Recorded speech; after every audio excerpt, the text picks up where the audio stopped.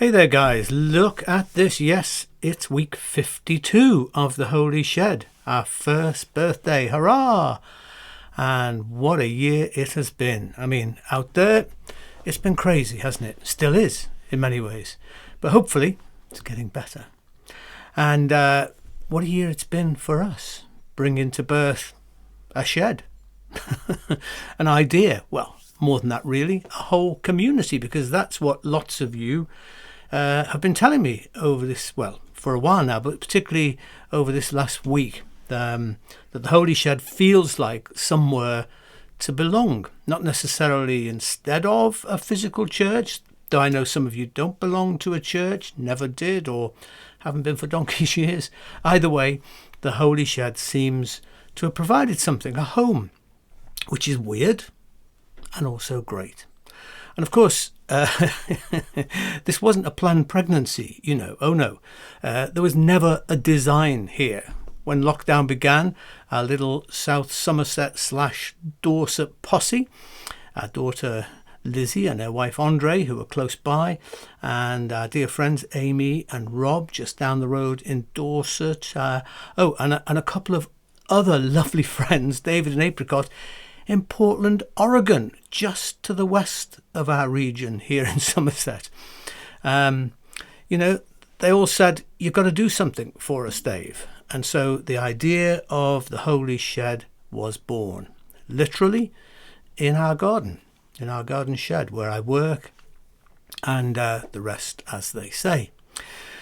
It also wasn't a straightforward birth. I'm afraid I breached. See what I did there? I'm afraid I breached a few protocols with Facebook, playing recorded music and copyright films and such things. And so, as Facebook do, they shut us down in mid-flow. It's pretty wild, actually. I mean, Pat was rushing down the garden to tell me that we'd been cut off because I had no idea. You know, texts were kind of flying in from people. David in Portland was trying to sort things out. Talk about technology. I mean, I'm not bad, really, with technology. But, it was a baptism of fire, that's for sure. Me on my own here in the shed with a laptop, basically. But anyway, here we are. And from many messages and posts from you guys, it's pretty clear that you would like the shed to continue for the time being. Some of you want it to go on for all eternity, I think, but I think that's a big ask. And thank you for birthday cards too. In particular, this couple here. I mean, this amazing one, which is a picture of me and Pat here in the shed last summer, taken by our friend Angie, and it came as a birthday card.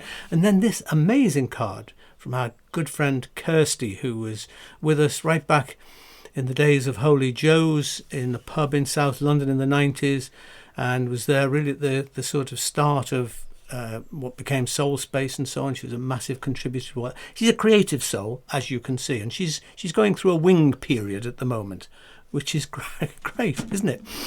And so look, I hope that you've got some cake to celebrate our shed birthday. I'll just give you a quick look at this here. Can you see that? Woohoo! Slide off. Yeah, Pat's saying it's going to slide off. Pat's here, by the way, at my side. You can see her there.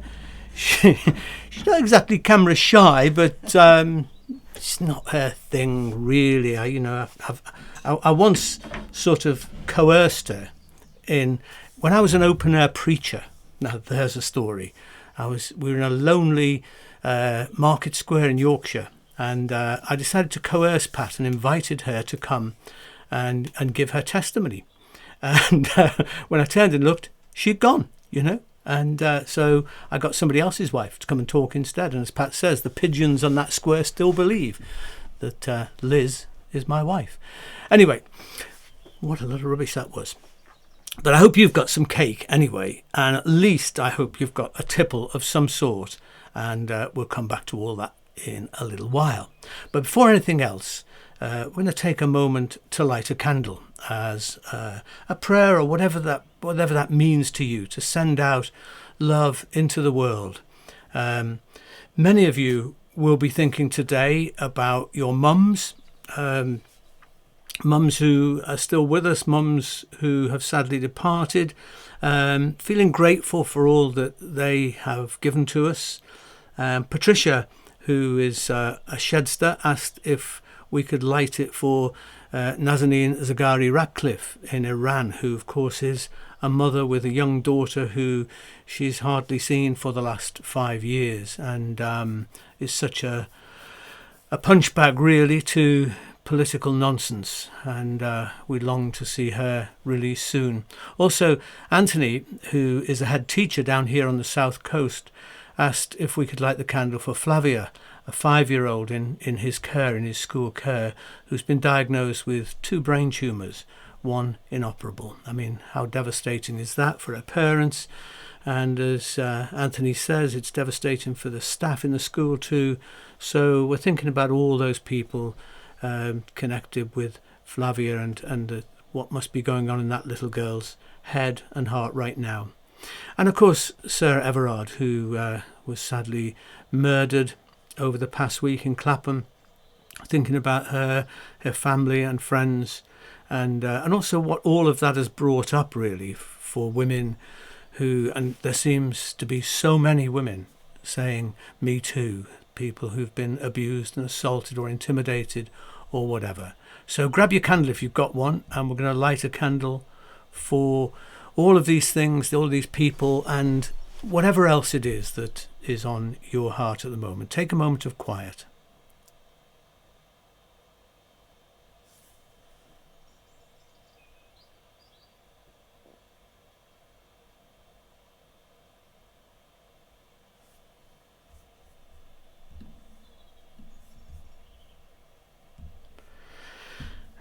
And let's say together the Holy Shed Serenity Prayer. God grant me the serenity to live fully and generously through circumstances I cannot control. Hope to keep on imagining better things for myself and the world. And courage to change what I can instead of simply leaving it to others. Amen. Now, some of you have already met our area bishop, haven't you? Bishop Robin, our area bishop. Here she is, resplendent in her wonderful, colourful cope. And as you can see here, she's been paying attention, really, listening, paying attention to the Holy Shed to ensure that we're not branching into error in any way. Anyway, she sent us a birthday greeting this week, so I'd like you just to sit back and enjoy, pay attention to her passionate exhortation to us.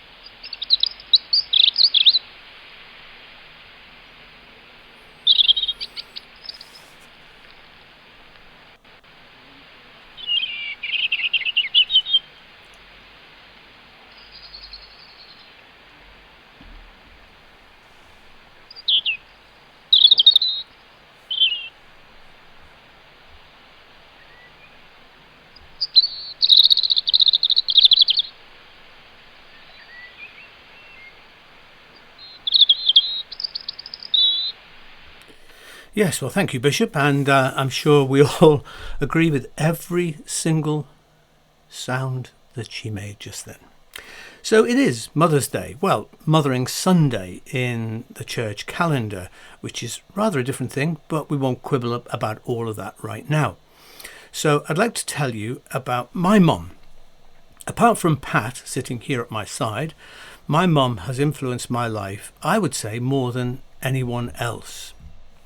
Violet Tomlinson was a warm-hearted, witty Scouser, Liverpudlian for those who are not initiated. She was small of stature, but a giant in courage and fortitude and her down-to-earth wisdom. My parents met in a hospital waiting room in Liverpool. Having spent years caring for her bed-bound mother, my mum married a severely disabled man, my dad. When he proposed to her, he rather excitedly told his church leaders in this Brethren church he was a part of all about it. Well, it has to be said, they were less enlightened days back then. So he was told by the church leaders that he had no right to think that he could get married, not someone in his condition. How could he provide or be a proper husband? He'd never be able to have children. Well, long story short, he remained a devout Christian, but never went to church in all the years I knew him. He died when I was 17. Never went to church in all those years. I thought it was because of his disability. I mean, he couldn't walk, but he did get around when he wanted to. It was only after he died that my mum told me that after that experience, he never went to church again. I mean, wow. He never, as I say, never spoke to me about it. I never heard about that until he died. And as I get older, I think I begin to see how much his story, unconsciously perhaps, has impacted me and my life. So yeah, life was hard for my parents, but my abiding memory of her is of her indomitable sense of humour, which I think you can see here. This was on a day trip to Filey, one of those lovely days when it doesn't matter what the hell is going on with the weather, we are gonna have an ice cream. And she did like an ice cream. She taught me the power of seeing the funny side of life, even when it's not obvious that it's funny. She wasn't a big churchgoer herself. She looked after my dad most of the time, and in my childhood I never really saw her go to church much. Her faith, I would say, was mainly manifest in her obstinate capacity to laugh in the face of adversity. I've lived with that legacy all my life, never doubting that laughter, fun and humour are utterly central to any notion, any real notion of faith. I think a God who doesn't laugh or who dislikes pleasure is in God's self a blasphemy. I couldn't be doing with such a God. But here's the thing. I wish I'd got round to telling my mum that just about everything I know about God that is worth knowing, I learned from her. She taught me what it is to be loved unconditionally. So yes, in a very real sense, my image of God is grounded in my mum, and then later added to that in the unbounded love and wisdom of my wife. So hey, I have absolutely no issue at all with picturing God as a woman. It's just really so obvious to me. How about you? Last week I was talking here in the shed about Sally McFaig's book, Models of God, and how she argues that in order to meet the challenges of the 21st century, we need fresh images of divinity that shift us away from the old patriarchy and hierarchy toward models of God which are more personal, reciprocal and mutual. She proposed, Sally McFaig proposed, picturing God, you may remember, as mother, lover and friend, and the world as God's body.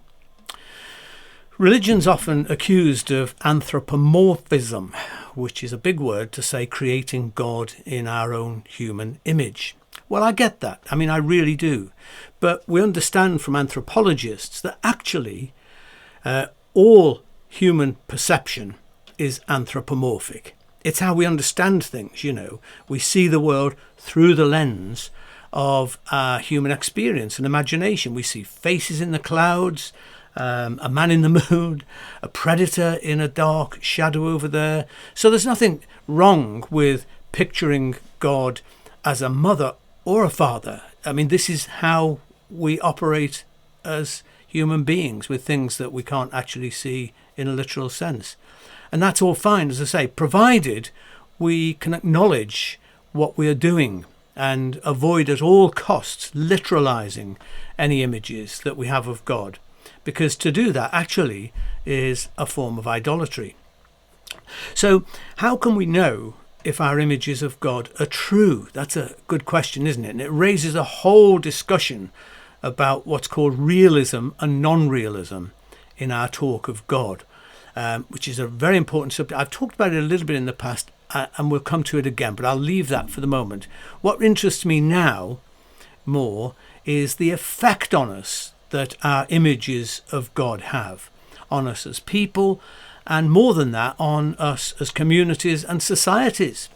I know from pastoral experience that helping someone to picture God differently can be transformative, can be life-changing, because sometimes people, have lived with an abusive father, say. So to get rid of that sort of image of God and to perhaps connect with a maternal figure or a grandmother or whoever can be utterly, utterly life-changing.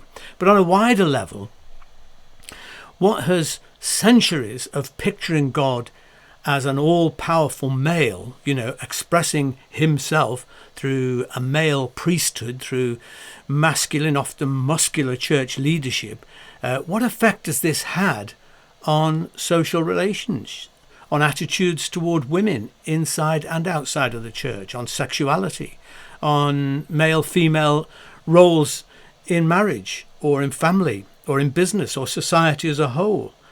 It's a very pertinent question, don't you reckon? And here's a thought. It's a biblical fact that, against all the patriarchal stereotypes of the time, women are the key players in the crucifixion and resurrection narrative. It says that many women were present at the crucifixion, including Mary Magdalene, Mary the mother of James and Joseph, and Jesus, of course, and Mary, and also the mother of the sons of Zebedee. It's interesting, isn't it, that it specifically says there were many women there. It doesn't say there were many men there, it says there were many women there. And then in the resurrection narrative, Jesus appears first to a woman, Mary Magdalene, and it's women who take the news of the empty grave to the male disciples who didn't believe them to begin with. Women were the first apostles of the resurrection. And yet, when they decided to choose a replacement for Judas, at the beginning of the book of Acts, after Jesus had ascended in the story, when they were going to choose a replacement for Judas, who'd betrayed Jesus, the only candidates that they selected, two candidates, were both men. I mean, you may question their method of choosing. Not many churches nowadays draw lots for PCC elections or for deciding the next pope. But either way, it's a plain fact that neither of the men, and I bet most of you couldn't even name them, neither of them are ever heard of again. And here's my real question. Why not Mary Magdalene? Why wasn't she even considered? To me, it's all too obvious that she should have been right there in the mix. Imagine for a moment how different the church might have looked if, instead of Peter standing up on the day of Pentecost with the 11, Mary Magdalene and Peter had stood up together and led the way. I mean, what if apostolic succession, if you know what that is, had meant succeeding Mary Magdalene as well as Peter? Female popes, presumably, and archbishops. But it doesn't stop there, because what impact might that have had on history, on societies throughout history? It's a big question. At a time when we are asking why women are more at risk than men when they walk the streets alone, surely, this is an important question. Our world might have been quite different. Now, as you know, my book, The Bad Christian's Manifesto, is subtitled Reinventing God and Other Modest Proposals. And my publisher made a little promo video for that, in which I was sent out onto the streets of King's Cross to ask people about this. Let me just show you the video. What is God, as far as you're concerned? What does the word God mean? I suppose God to me means just nature. I think it's just natural. I think God was started because we just couldn't explain why, the sun rose, why it rained, why bad things happened. A lot of people need someone to follow, and that comes in someone being strong, someone being powerful, someone being bold. Other people might kind of look at that as intimidating, but I think it's a necessity to actually have some governance so that there's not any lawlessness in life. Would you like to reinvent God, and if so, what would she or he be like? I would. I think I'd have it as a woman because I think it would really help to change like the perception that men have of women. I don't think I would recreate God, just because I think having a God creates a lot of turmoil in the world. I think we need to reinvent God, or at least reinvent the way we think about God or imagine God. Basically, the man upstairs kind of God who controls everything and randomly intervenes in human affairs is not really believable anymore. But that doesn't mean to say that people have abandoned God or the spiritual quest. People say to me all the time, I'm not really religious, or I don't believe in God, but I do think there's something there. So I say, well, okay, forget about God, forget about religious jargon, and just translate that something that you do believe in and that you experience into something that is real to you and makes sense to you.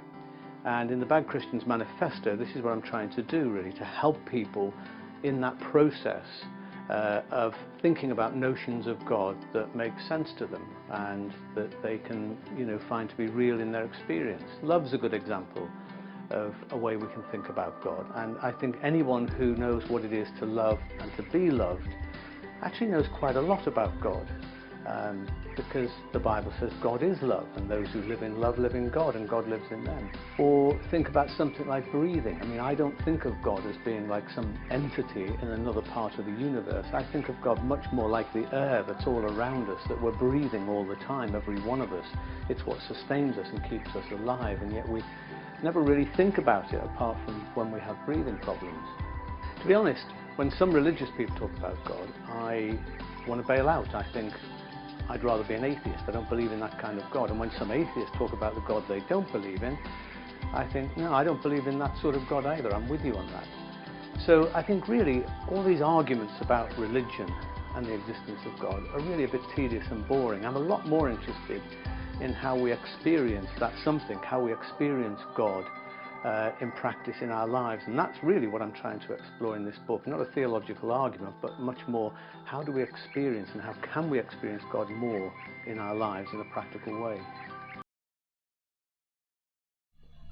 See, the way we picture God is massively important, and I think the young woman in that film is right to say that having a female image of God, reinventing God as a woman, as she put it, which you might say is not necessarily instead of, but as well as a male.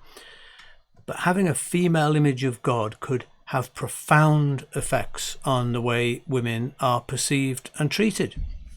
Jesus, of course, was a man. But did he have to be? Did he have to be a man? As I've asked in one of the chapters in Black Sheep and Prodigals, why couldn't the Son of God be a girl? I mean, I'm not being stupid or facetious. It's a vital question. And of course, the answer's too obvious for words, isn't it? Of course God is revealed every bit as much in women as in men. So let me say it again. God does not have a willy, right? Actually, here's the thing. El Shaddai. Do you know that word El Shaddai, a name for God in Hebrew, which is generally translated in our Bibles Almighty, literally translates as God the breasted one. I mean, flip me. How could you get that wrong? Almighty, a term with strong masculine undertones, should really be replaced with something deeply maternal, God with breasts. According to Rabbi Arthur Wasco, the mistranslation stems from English Bibles being generally translated from the Greek Septuagint, which is the Greek version of the Old Testament, as we call it, or the Latin Vulgate, and not directly from Hebrew. If we look back at all the blessings in which Shaddai is invoked, Rabbi Wasco says, they are about fruitfulness and fertility.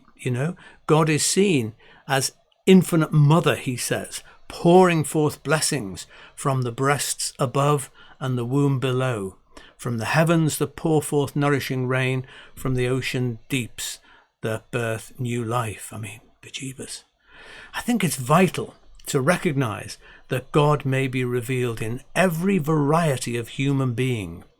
The fact that Jesus was a Middle Eastern man does not mean in any shape or form that he had to be that, or that God is not embodied in other varieties, all the other varieties of human experience. Elton John famously sparked a heated reaction from conservative Christians, of course, by suggesting that Jesus was gay. Of course, when it all came down to it, he wasn't literally saying Jesus was gay, but that he could have been. And I agree with that. Elton John said, "I see him from my point of view as a compassionate gay person." You see, it's about identity and inclusion. Jesus belongs to LGBTQ plus people, as well as to women, to people of so-called ethnic minorities. Must remember that Jesus wasn't white. He belongs to all of these people and more, or he belongs to none of us. There's a beautiful trans woman called Jo Clifford, an actor who has written and featured in a play called The Gospel According to Jesus, Queen of Heaven, which is simply looking at Jesus from the perspective of a trans person.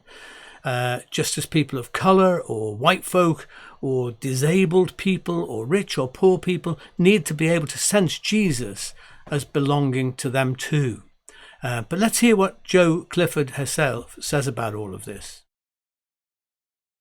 I'm Jo Clifford, and my show is called The Gospel According to Jesus, Queen of Heaven. Well, the idea is to imagine that Jesus is on earth just now, and that she is a trans woman, and so she tells a lot of the familiar stories from the Gospels, but from a very new and different kind of perspective. Come. Your joy be here on earth as it is in heaven. Give us this day our daily bread. And the idea, I suppose, behind it is just to assert the value of trans people, because it's a cause that's obviously very close to my heart, because I've suffered a lot from discrimination and prejudice and abuse. And I've internalized a lot of really, really bad feelings about who I am. And so to put on this play is like an act of resistance.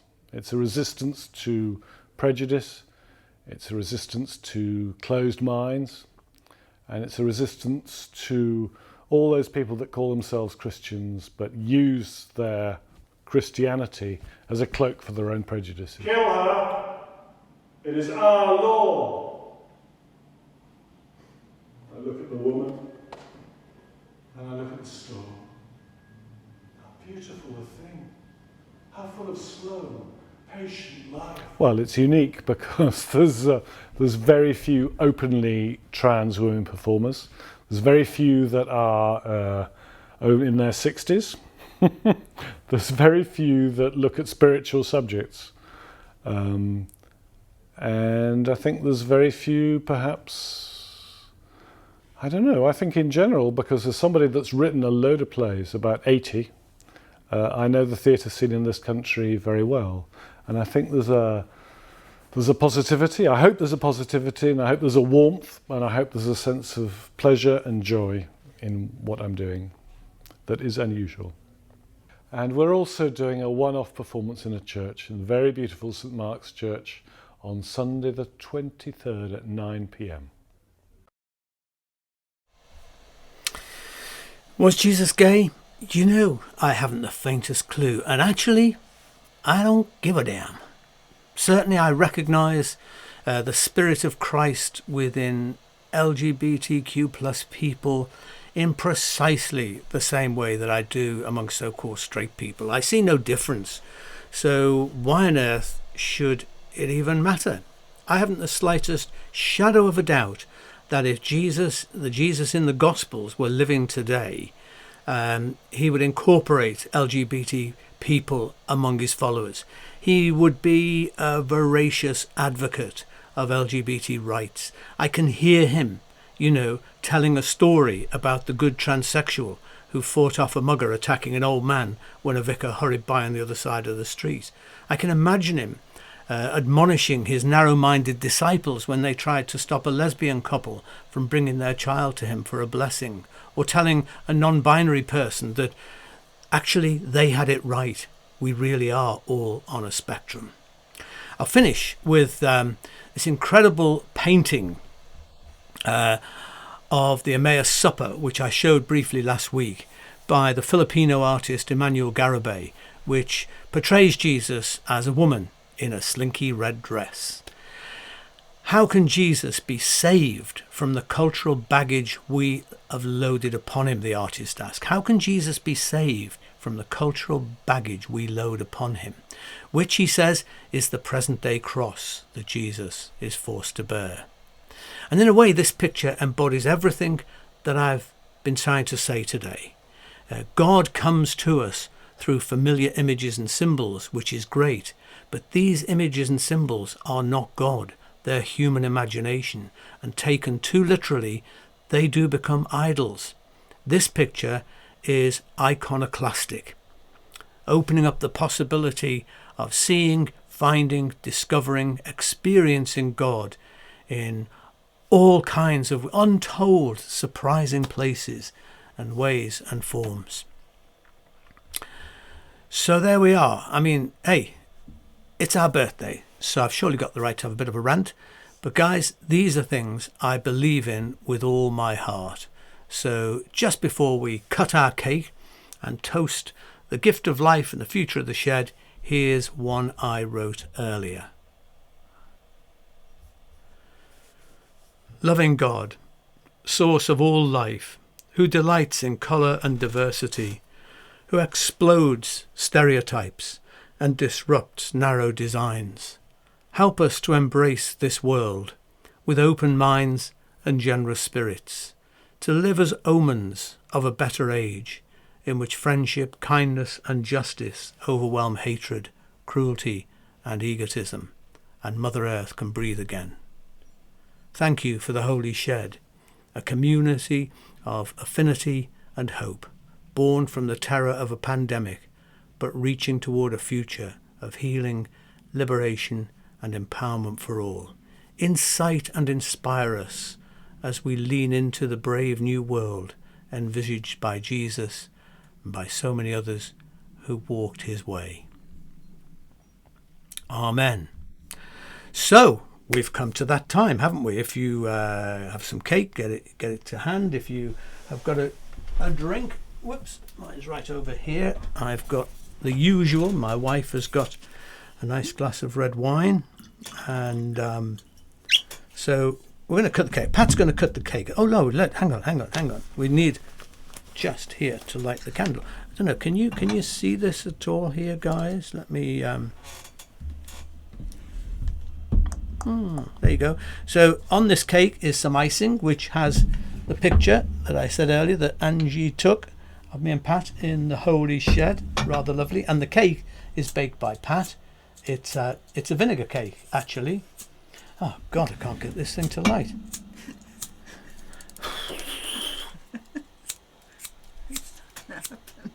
Hey, do you know what? I've run out of lighter. Oh well, we'll light the candle later.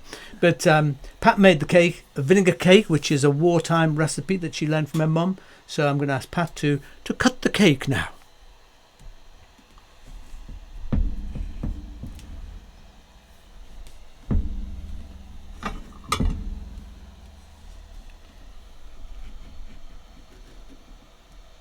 And we have here a couple of plates. And I'm going to just try this. You know, you should never eat on camera, so they say. I see why. So, my dear lovely friends, Shedsters, a toast to life, a toast to friends present and absent, to spring and longer days, a toast to dinner with friends, a drink in the local, a toast to birds singing and daffodils shining, to courage for courage to say yes to a future, a toast to safe streets for girls and women and all who are vulnerable, a toast to everyone who has ever mothered us, a toast to freedom and justice for the oppressed, to Mother Earth and all her beautiful offspring. Please raise your glasses and say after me, to life, l'chaim.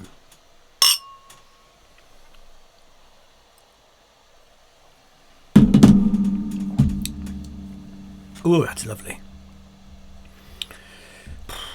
Where am I now then? Yeah, so, hey, if you like what we're doing, you can support us through this wonderful facility of a site called Coffee. And the link to that is always at the top of the Holy Shed posts on the Holy Shed page. And thank you so much to all of you lovely people who have really inspired me to keep going by your kindness and generosity. So we're going to finish with our blessing, which I invite you to join me in saying: the blessing of God, the eternal goodwill of God, the shalom and salam of God, the wildness and warmth of God be among us and between us now and always. Amen. Fantastic. So, look, thank you for being with us for this special birthday. I know it's been a bit longer than usual, but hey, it's a birthday, so there you go. Thank you for being with us through this year, or for whatever part of it you've been able to join us for. And yeah, I mean, here is to the future. We are soldiering forward with the Shed at the moment, and I'd like to finish with a piece of music, which I'll tell you about in a moment, but also with the Holy Shed motto, which is live passionately, believe skeptically, love extravagantly. Have a good week. I'll see you somewhere during the week and next weekend too. So this is a video called Grateful, because that's what we're all feeling today.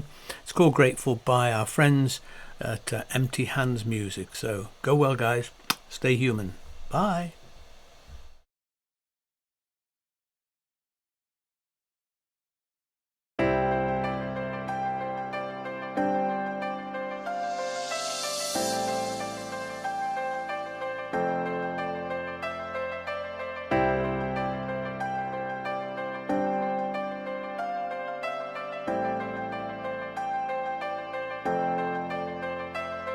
You're my life, you're my breath, you're a smile, you're my guest. You're the earth, you're the sun, you're the grass, you are love. You're my hands, you're a bug, you're my eyes, you're a hug. You're the light in the dark, you're the spark, you are fun. You're my mom, you are water, you're the stars, you're my daughter. You're my friend till the end, you're my dreams, you're my father. You're the ants on the ground, the miracles that surround. I'm feeling it all around, the hemisphere in the clouds. You're my pain, you're my sorrow, you're my hope for tomorrow. You're the strength when I'm hollow, you're the path that I follow. You're the blessings that exist, the small things that are bliss. The gift to realize that everything all is a that gift. I am, all that I see, all that I've been, and all that I'll ever be is a blessing.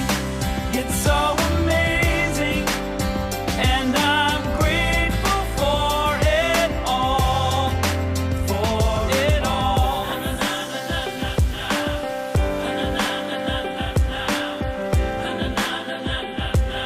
Grateful for it all. You're the blessings every time I try to count. You're the lessons that I learn every time I turn around. You're the water when I'm burned every time I think I found everything I'm looking for. You're the sign saying stop to take a bow and keep moving forward and start looking towards your heart. It'll open all the doors and only then you'll start to hear the world singing chorus with your mind and heart. Aligned in purpose, everything All will feel that I gorgeous. am, all that I see, all that I've been, and all that I'll ever be is a blessing. It's so amazing, and I'm grateful for it all, Every day I sit and pray, cause what I have is more than I deserve or could ever imagine. How do I give back to all of this magic and spread the love so everybody can have it? Doesn't matter if I'm rich or poor, if I got a family or if I'm all alone. Bad things happen, I can just complain and moan, but there's a million things that I can be grateful for. So I lift up my hands now,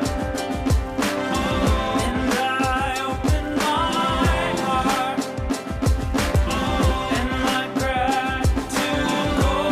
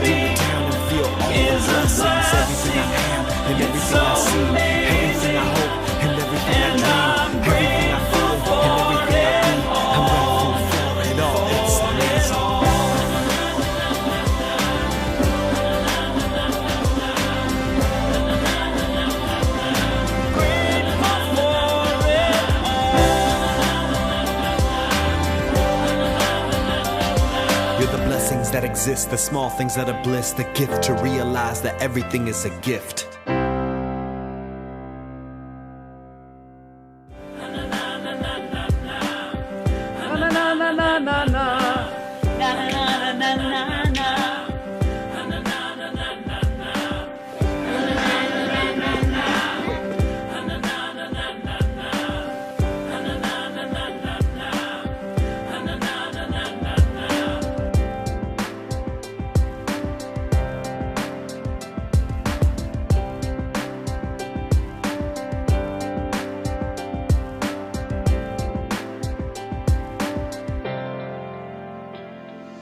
Wait, one more. This is for y'all. All that I am. All that I see. All that I've been.